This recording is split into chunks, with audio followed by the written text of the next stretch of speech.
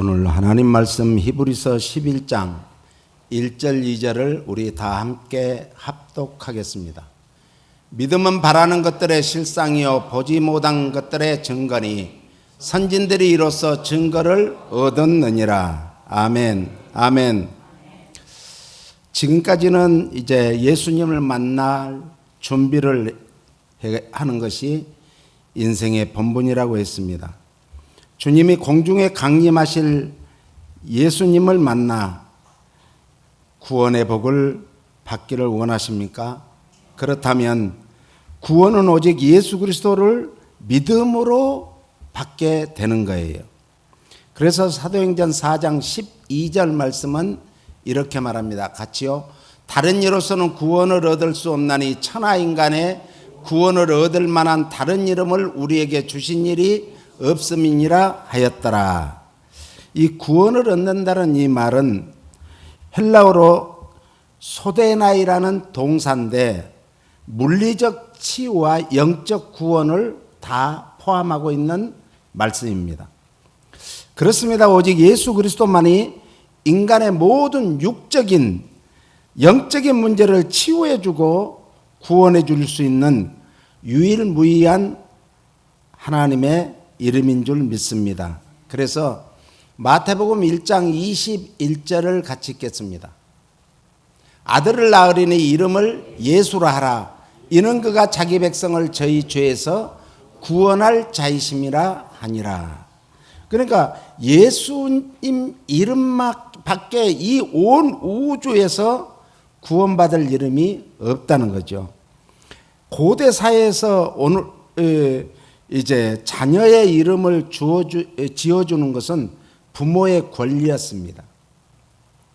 남자아이가 태어나면 그래서 8일 만에 할례를 받고 유아의 이름을 지어 하나님의 거룩한 백성으로서 그 이름을 부르는 것이 이스라엘 사람들의 관습이었습니다.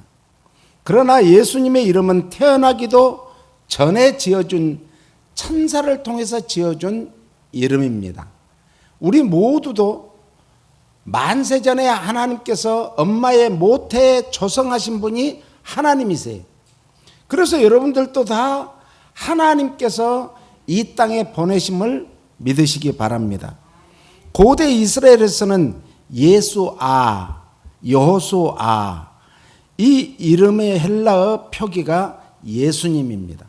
당시에 예수님 당시에 예수님이라는 이름이 참 많았어요.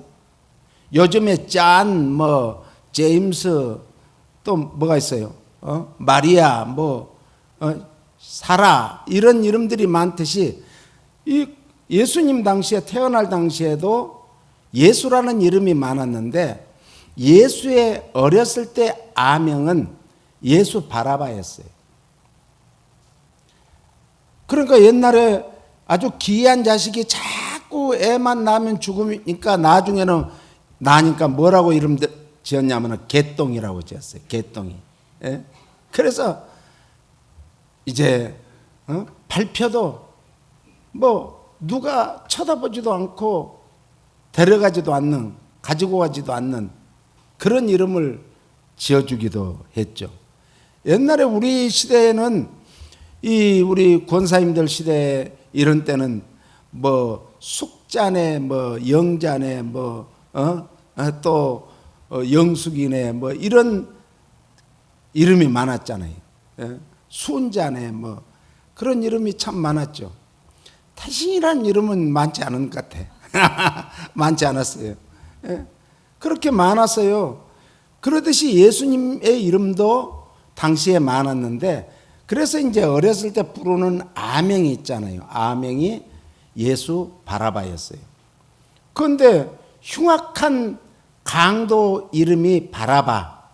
그런데 그 어렸을 때 아명이 바라바 예수였어요.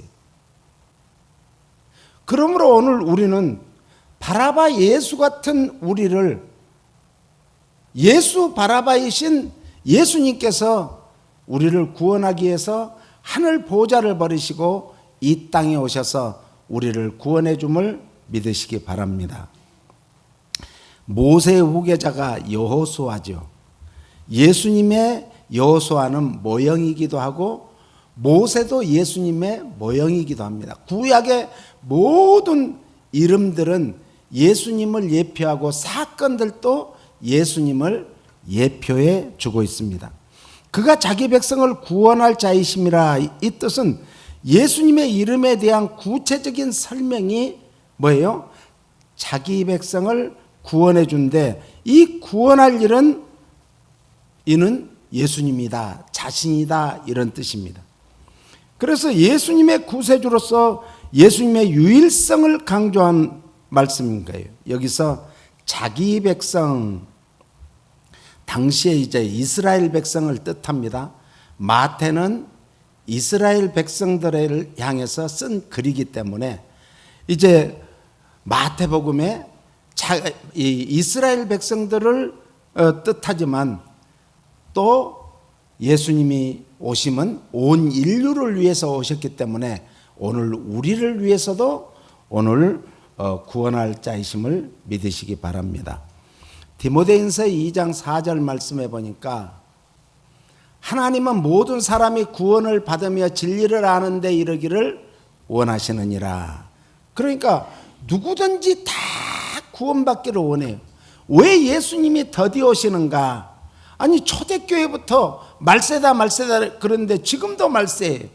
왜 그러면 이렇게 오랫동안 예수님은 오신다고 한 약속을 더디 지키는가?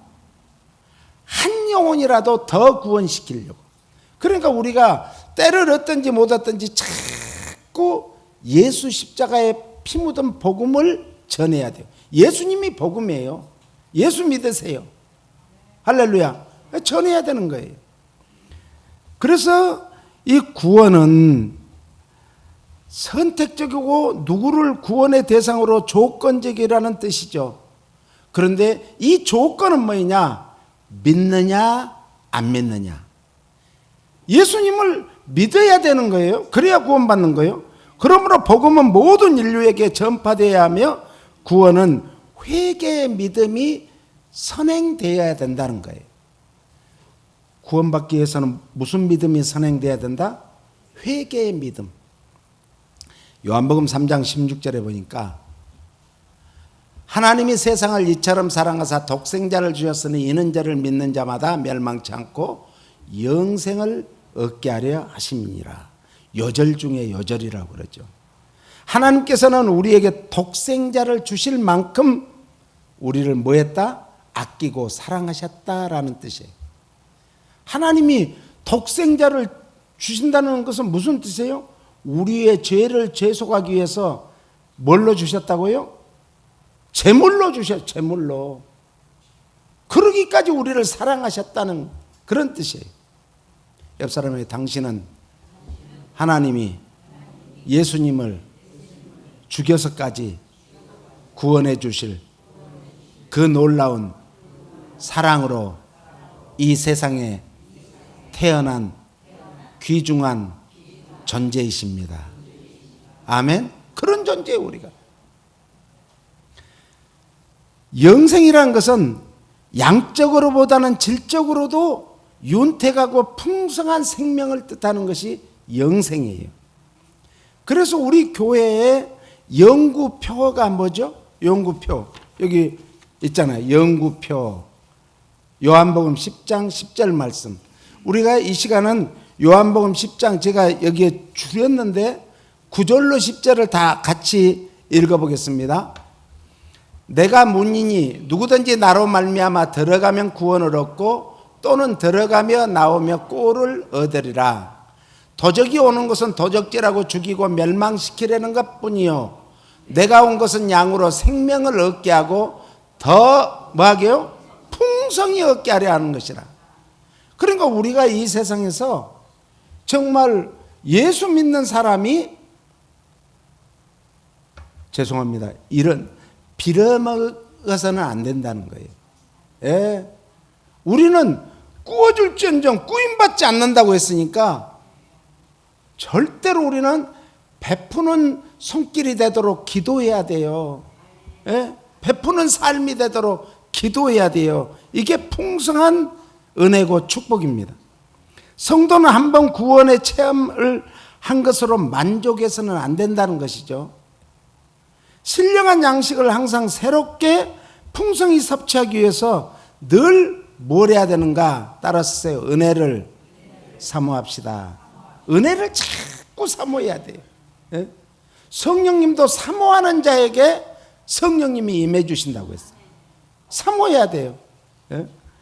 그래서 저희 교회가 연구표가 오늘 여러분들이 다시 한번 요한복음 10장 10절 말씀을 늘 이제 기억하시기를 바랍니다. 고린도후서 5장 14절로 이렇게 말을 하죠. 그리스도의 사랑이 우리를 강권하시는도다. 우리가 생각건대 한 사람이 모든 사람을 대신하여 죽었은즉 모든 사람이 죽은 것이라.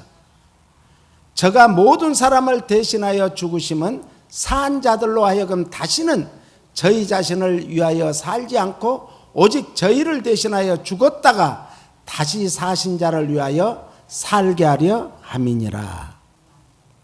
그리스도의 사랑은 하나님의 독생자이신 예수 그리스도께서 인류의 죄를 구속하기 위해 성육신 인카네이션 하셨고 십자가를 지심으로 하나님 앞에 화목 제물이 되었음을 믿으시기 바랍니다. 이것을 절대적인 사랑, 절대적인 헌신이라고 말을 합니다.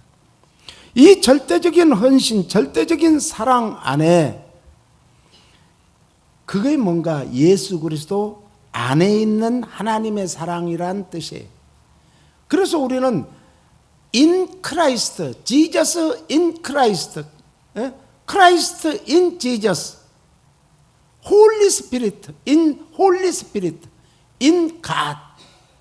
그러니까 하나님 안에서, 성령님 안에서, 그리스도 안에서, 예수 그리스도 안에서의 삶을 살아야 된다는 그런 뜻이에요.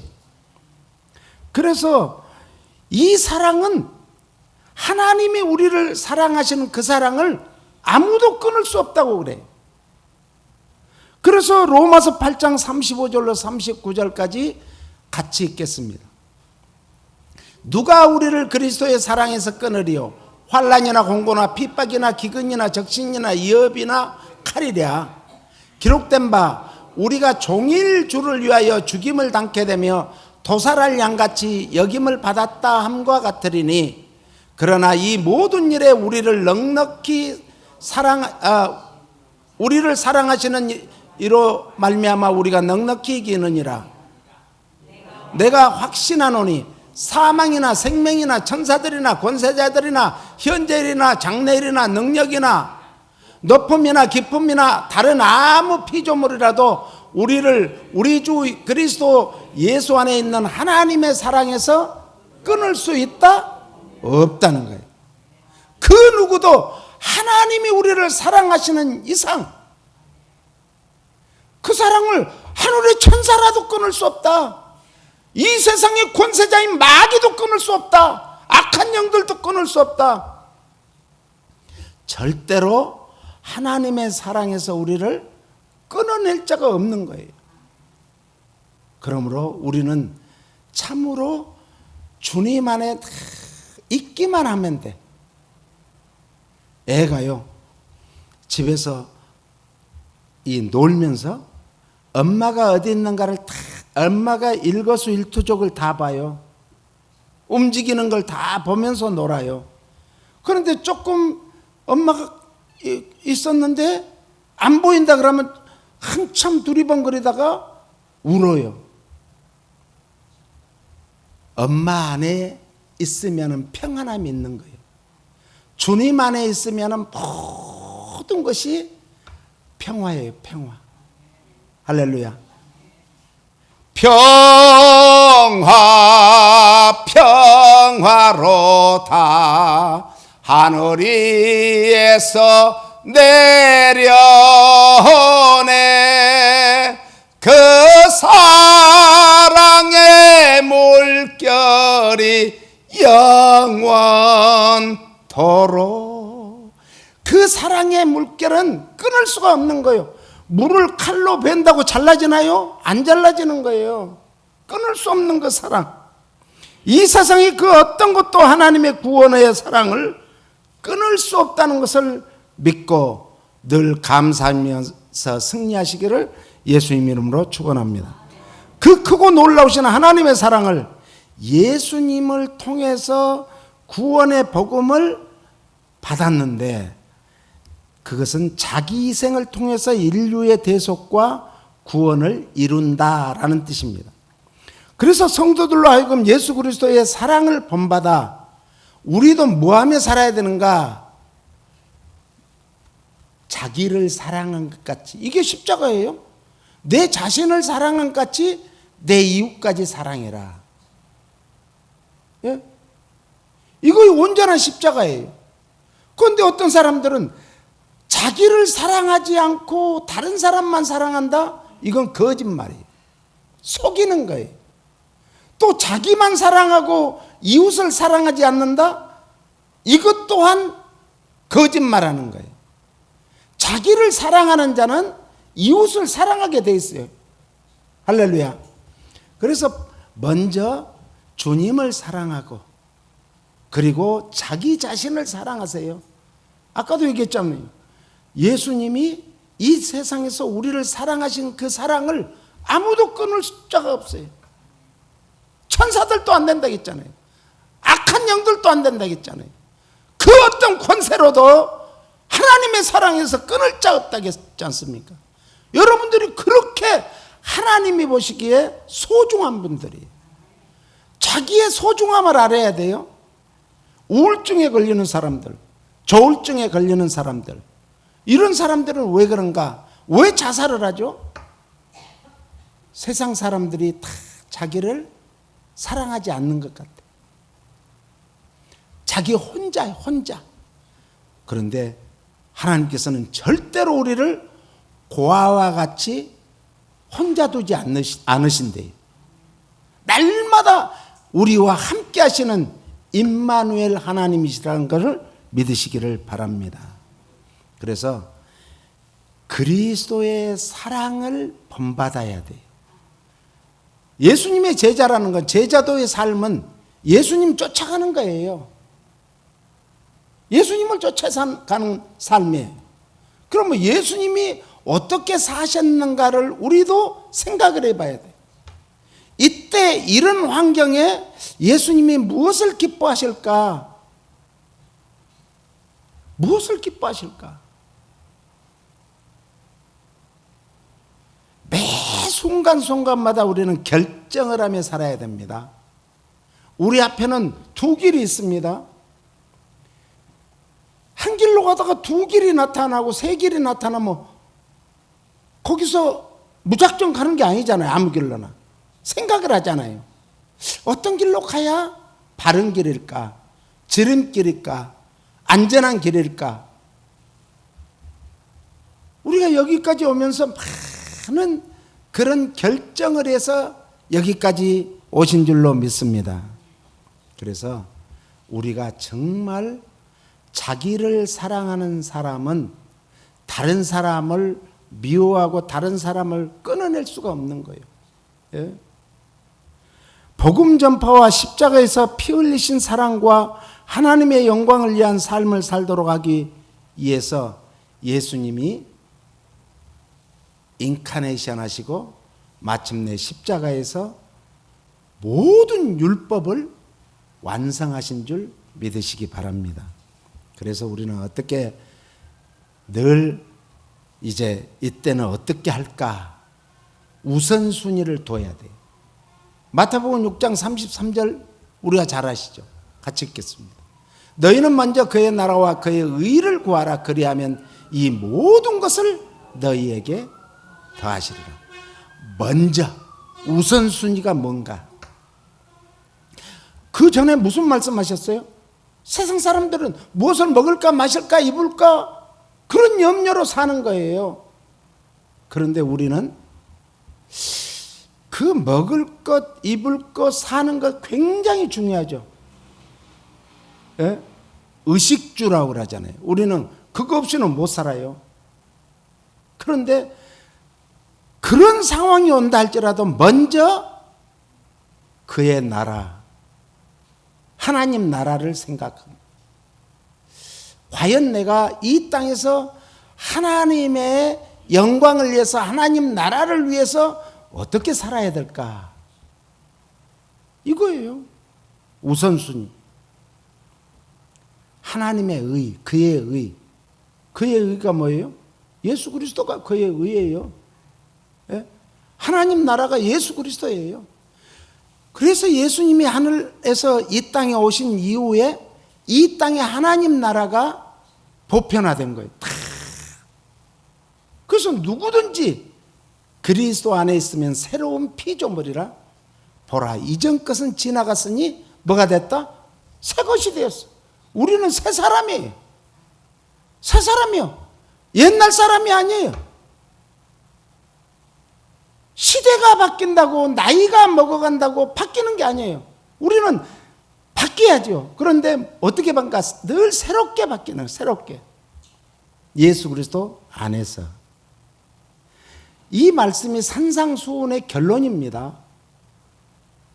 최고의 가치를 하나님 나라에 두고 하나님의 의만을 사모하고 만족하면서 그것을 실천해 나가되 인간의 다른 부분들에 앞서 최우선권을 두어라, 이런 말이에요. 저는 가끔 이제 그 책을 펴봐요. 예수님이라면 어떻게 하실까? 제가 힘들고 어려울 때 그 책을 펴봐요. 그래서 꼭 처음부터 다시 읽는 게 아니고 무조건 펴요. 그러면 신비하리만큼 그 순간에 내가 뭘 선택해야 될지 모를 때 그때 그 말씀이 거기에 딱 써 있어. 그래가지고 아, 그렇구나. 나의 안일과 나의 먹을 것과 마실 것과 입을 것 아니다.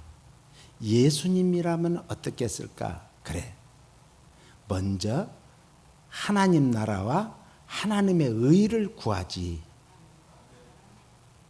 그러면은요, 마음이 평안해져. 그러면서 내가 돈을 가지고 어떻게 살까, 이런 것은 전혀 생각이 안 돼. 하나님 앞에 이 순간 어떤 것을 선택해야 하나님이 제일 기뻐하실까를 생각해 보면 하나님은 그의 나라와 그의 의를 구하는 것이 뭔가 믿음이에요. 그 외의 것은 오로지 하나님께 전적으로 맡기는 신앙생활, 믿음 생활이 바로 그거예요. 우리가 잘 아시는 마태복음 22장 34절로 40절까지 가장 큰 계명이 뭘까? 우리 한 번 더 읽겠습니다. 예수께서 사두개인들로 대답할 수 없게 하셨다 함을 바리새인들이 듣고 모였는데 그 중에 한 율법사가 예수를 시험하여 묻되 선생님이여, 율법 중에 어느 계명이 크니까? 예수께서 가라사대 내 마음을 다하고 목숨을 다하고 뜻을 다하여 주 너의 하나님을 사랑하라 하셨으니 이것이 크고 첫째 되는 계명이요, 둘째는 그와 같으니 내 이웃을 내 몸과 같이 사랑하라 하셨으니 이 두 계명이 온 율법과 선지자의 강령이니라.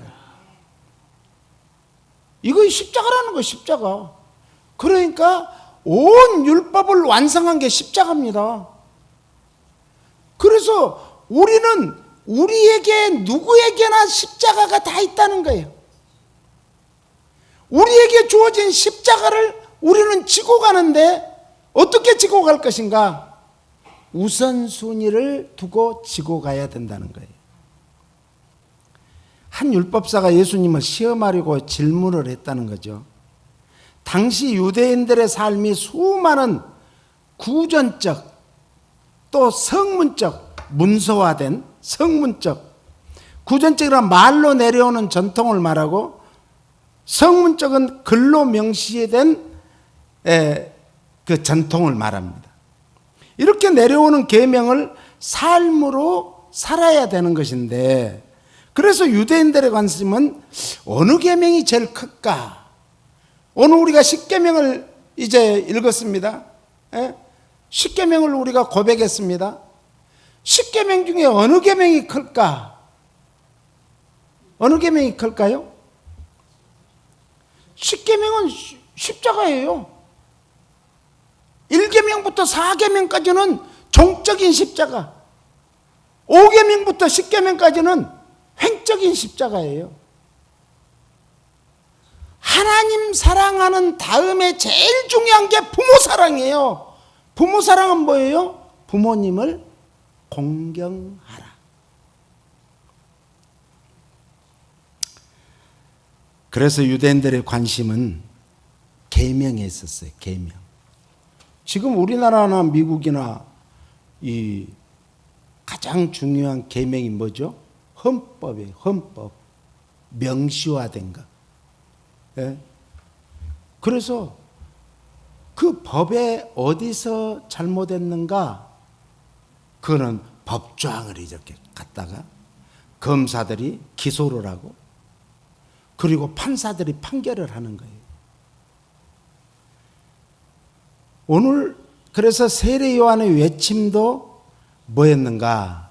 가장 중요한 게 회개하라. 어디가 갖고 왔다? 천국이 갖고 왔다.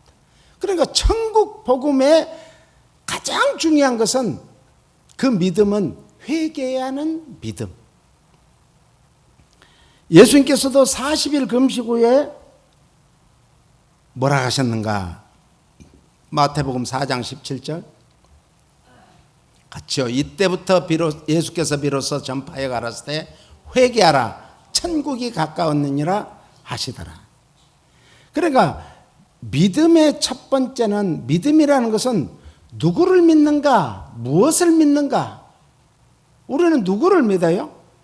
예수님을 믿죠. 예수님이 누구라고 믿어요? 나의 구세주여 하나님임을 고백하는 거예요. 그래서 예수님이 하나님이시고 예수님이 구세주임을 믿는 것이 믿음입니다. 그러므로 오직 예수 그리스도밖에는 구원이 없다는 것과, 그러므로 예수 그리스도께서 성육신하시고 십자가에 피 흘려 우리의 모든 죄를 사해 주시고 장사한 지 3일 만에 부활하시고 승천하신 예수님께서는 반드시 뭐 하신다? 다시 오신다. 그러니까 성경 66권 전체가 다 이루어졌는데 하나 이루어지지 않는 것이 재림입니다. 재림. 이게 재림이 굉장히 중요해요. 그래서 성경은요, 창세기가 제일 중요하다고 그랬죠. 창세기를 믿으면 요한계시록까지 믿어져요. 특히 창세기 1, 2, 3장. 여기에 성경 전체가 딱 함축되어 있는 거예요. 그리고 중요한 말씀이 마태복음이에요. 왜 예수님이 오시게 되었는가? 왜 예수님이 하나님이 인간을 몸을 입고 오셨는가? 이렇게 마태복음은 어떻게 시작하죠? 아브라함과 다윗의 자손 예수 그리스도의 세계라. 믿음으로. 아브라함은 믿음의 조상입니다. 믿음으로. 다윗은 왕권, 이스라엘의 영원히 끊어지지 않는 왕권이 다윗 왕이에요. 제가 늘 강조해주면 이스라엘, 그래서 이 국기에 다윗별이 있잖아요. 트라이앵글이 위로 있고 바로 있고 거꾸로 있고. 그래서 우리는 이 예수님을 늘 뭘 해야 되는가? 마음으로 믿고 입으로 시인해야 돼요. 믿음은 선포입니다. 마귀도요, 어휴 무서워 이러면 마귀가 더 달라들어요. 그런데 마귀도 나사렛 예수 그리스도의 이름으로 명하노니 이 더러운 귀신아 떠나라 그러면 마귀가 오다가도 못 와요. 못 와요. 이게 선포입니다. 선포. 선포는요 무시무시한 겁니다. 옛날에 우리 이 어떤 집에 가면 거위가 있어요. 큰 거위가 있어요. 예, 숫거위. 거위는 목이 길어요. 그리고 소리가 얼마나 꽥꽥 소리 내는지 아주 징글러브유예요. 그리고 똥을 싸도 그냥 된 똥은 안 싸고 물같이 픽 싸요. 그러니까 막 온 집에 냄새 얼마나 나는 줄 알아요. 그런데 이 거위가 이제 오면은 도망가면요 우리보다 더 빨라요. 더 빨라요. 그래가지고 거위에 물려가지고 상처가 굉장히 크게 난 사람들이 많았죠 옛날에는. 그런데 거위가 딱 오면은 한 발짝 두 발짝 뒤로 물러서면서 거위에게서 눈을 안 떼야 돼.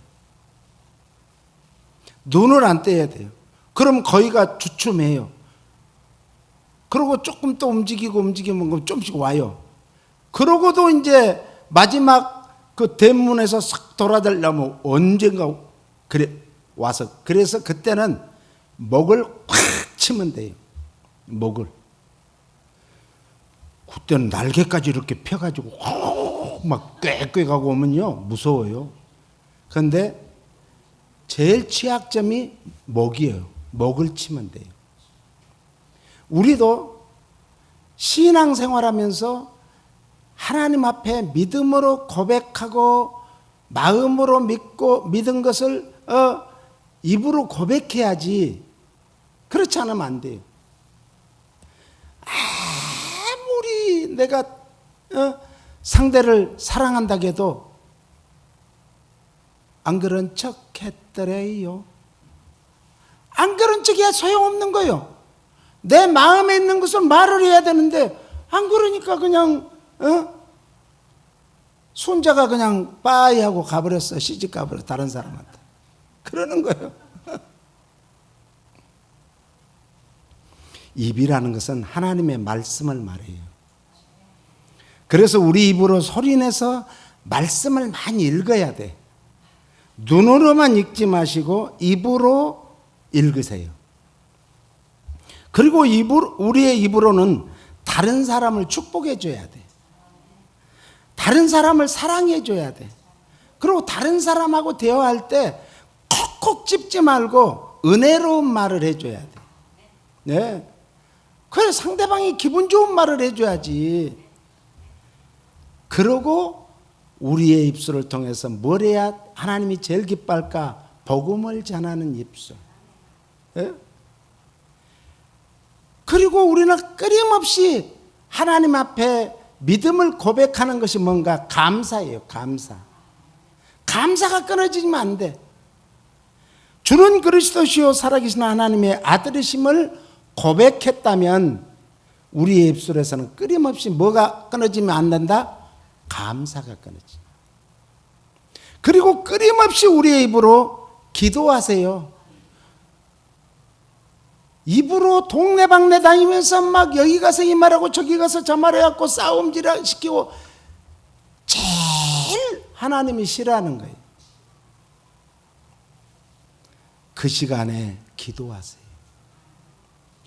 우리 육신의 호흡을 못하면 죽습니다. 예? 호흡 못하면 죽어요. 그런데 영적으로 호흡을 하지 못하면 영이 다 죽어요. 영이 살기 위해서는 뭘 해야 되겠어요? 기도해야 돼요. 영적인 호흡이 기도입니다. 영적인 대화가 기도입니다. 영적인 은혜 받는 것이 기도입니다. 영적인 축복받는 것이 기도입니다. 그래서 우리의 입으로는 늘 하나님과 대화하고 하나님 앞에 정말 우리 영이 살기 위해서 호흡을 하고 은혜를 받고 축복받기 위해서 하는 것이 기도입니다. E.M. 바운즈라는 이 기도의 황제라고 그래. 황제. 이 E.M. 바운즈가 따라서 기도의 입술이 열리면 사탄의 포효가 멈춘다.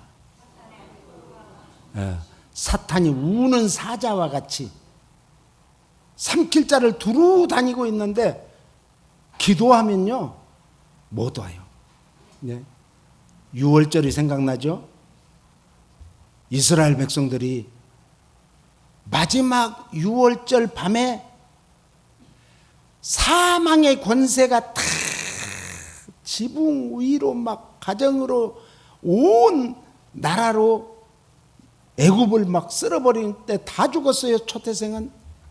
그런데 6월이란 것은 넘을 요자, 넘을 얼자예요. 그러니까 사막의 권세가 넘어가는 거예요. 우리가 기도하면 사망의 권세가, 환난의 권세가, 어려움의 권세가 온다 할지라도 넘어가는 복을 받게 될 줄로 믿습니다.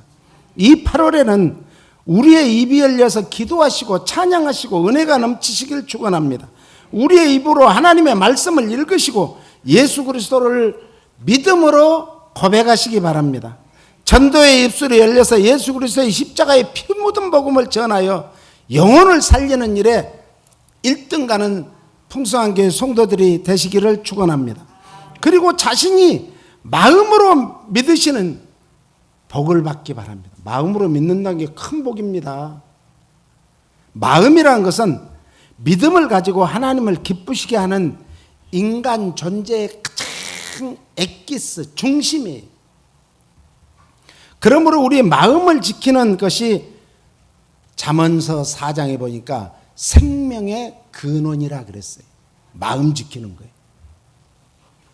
그러므로 우리는 계속해서 믿음을 고백하시고 시인하시기를 축원합니다. 마음으로 믿는 것과 입으로 시인하는 것은 신앙생활의 기초요, 신앙생활의 전부요, 생명입니다. 이 시인하는 것은 신앙생활에서 실제적으로 우리 삶 속에서 고백되어지는 것이 우리의 삶이 어떻게 사라지는가, 세상에 나가서 빛이 되고 소금의 삶을 살아야 된다는 거예요. 그래서 삶으로 나타나지 않는 믿음은 야고보 사도는 죽은 믿음이라 이렇게 말을 했어요. 마태 10장 32절 33절은 이렇게 말합니다. 같이요. 누구든지 사람 앞에서 나를 시인하면 나도 하늘에 계신 내 아버지 앞에서 저를 시인할 것이요. 누구든지 사람 앞에서 나를 부인하면 나도 하늘에 계신 내 아버지 앞에서 저를 부인하리라. 성도의 참 신앙을 가늠하는 기준이 뭔가? 오늘 마태복음 10장 32절 33절에 이 기준을 캐논이라 그래. 캐논. 카메라의 기준은 어디 있어요?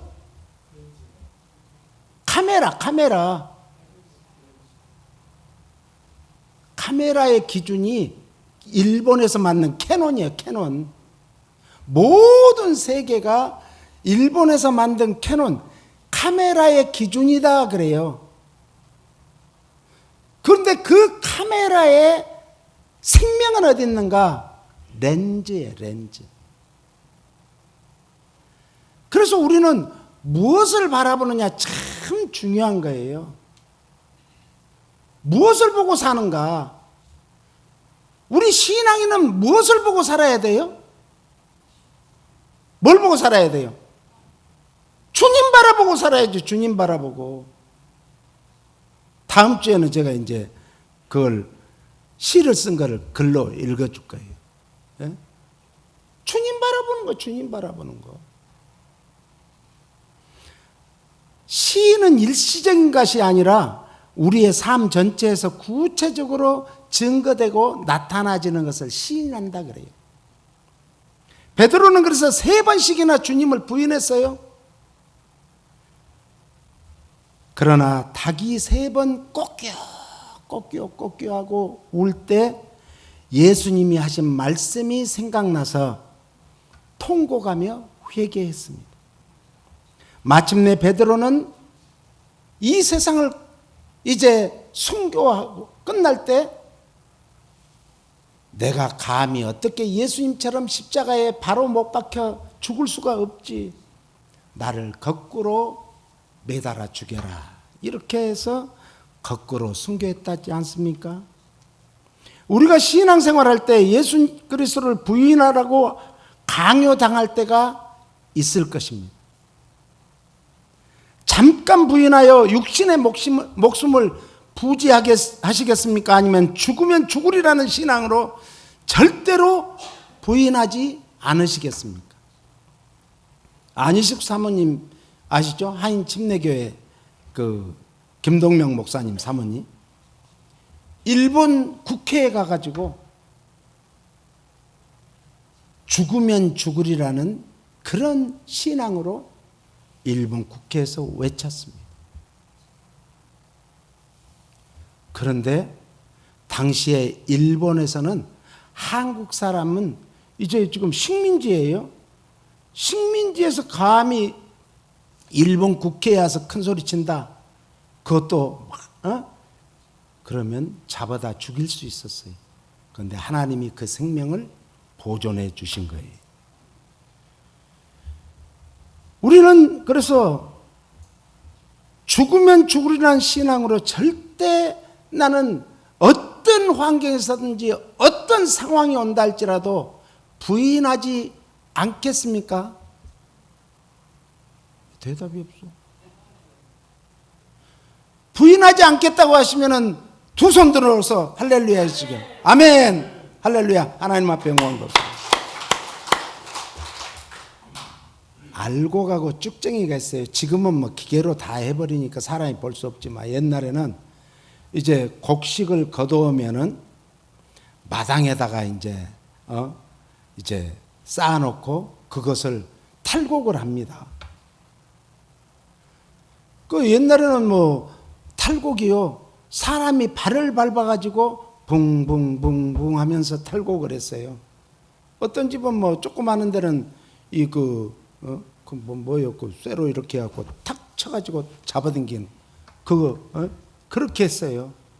그러다가 나중에는 이제 기계가 나와가지고 기계로 이제 탈곡기를 이제 사람이 안 밟고 돌리게 되죠.